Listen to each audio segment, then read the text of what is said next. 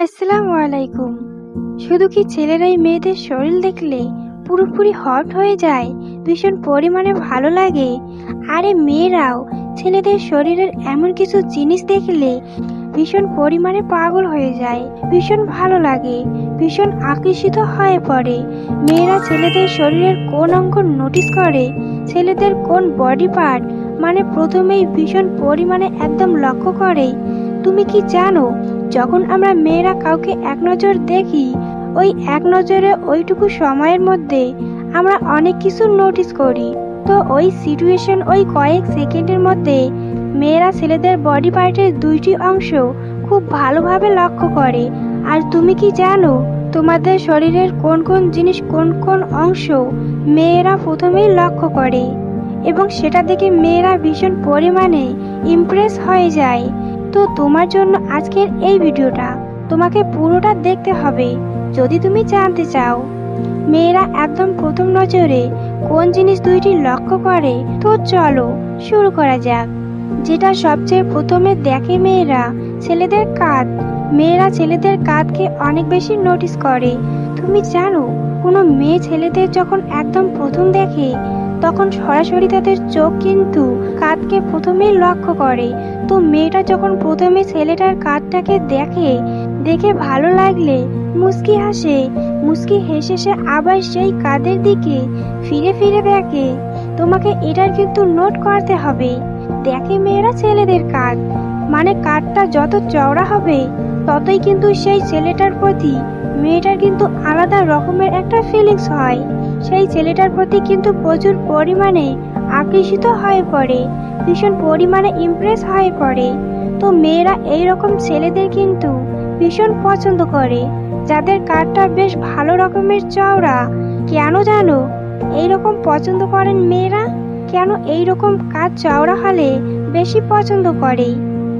কারণ মেয়েরা মনে করে যেই ছেলেদের কাঁধ বেশ সুন্দর, বেশ চওড়া, সেই ছেলেটা কিন্তু খুব ভালোভাবে সেই মেয়েটাকে প্রোটেক্ট করতে পারে। যদি কোনো রকমের প্রবলেম হয়, যদি কোনো রকমের রাস্তায় গন্ডগোল হয়, তো মেয়েটাকে খুব ভালোভাবে প্রোটেক্ট করতে পারবে। তো এই জন্যই কিন্তু মেয়েরা প্রথম নজরে দেখে ছেলেদের কাঁধটা কেমন। আশা করি বুঝতে পারছো। এবার আসি নাম্বার 2।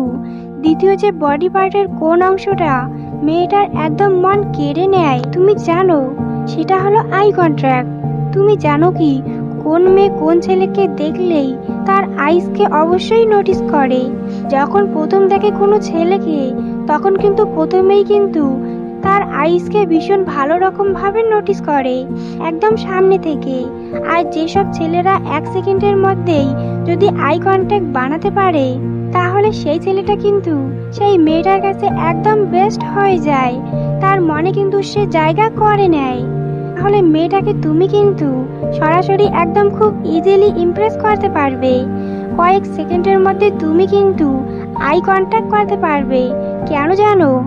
মেয়েটা ভাবে যে ছেলেটার দম আছে, যে এই কয়েক সেকেন্ডের মধ্যে আই কন্ট্যাক্ট বানাতে পারে।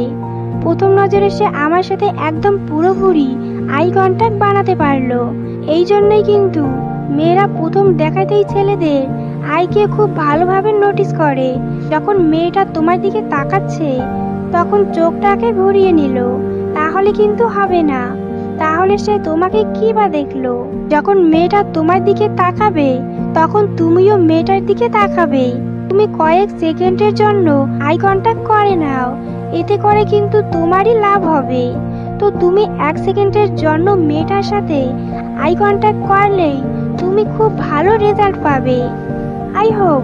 তো এবার তো তুমি জানতে পারলে তোমাদের বডি পার্টের কোন অংশগুলো মেয়েরা কিন্তু প্রথম দেখাতেই খুব ভালোভাবে লক্ষ্য করে। এবার তো তুমি জেনে গেলে।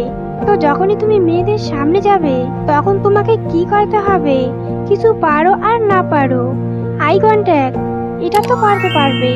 আমি ধরেই নিলাম তোমার কাঁধটা চওড়া না, কিন্তু তোমার আইস তো আছে। তো তুমি তোমার আইস দিয়েই কাজ করো। তোমার এই কন্ট্যাক্টটা কিন্তু খুব ভালোভাবে করতে হবে। আর যদি তোমার কাঁধটা সুন্দর হয়, কাঁধটাও চওড়া হয়, তাহলে তো খুবই ভালো। তুমি খুব তাড়াতাড়ি কিন্তু মেয়েদের মনে একদম জায়গা করে নিতে পারবে।